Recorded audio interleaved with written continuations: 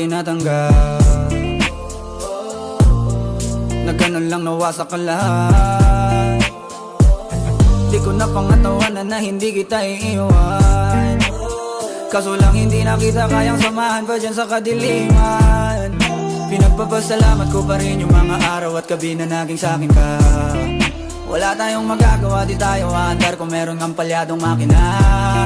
Kaysa naman lokohin ko sarili kong ayusin ang mga bagay na sira na. Paano pa tayo gagana, parehas na tayong hindi na maligaya.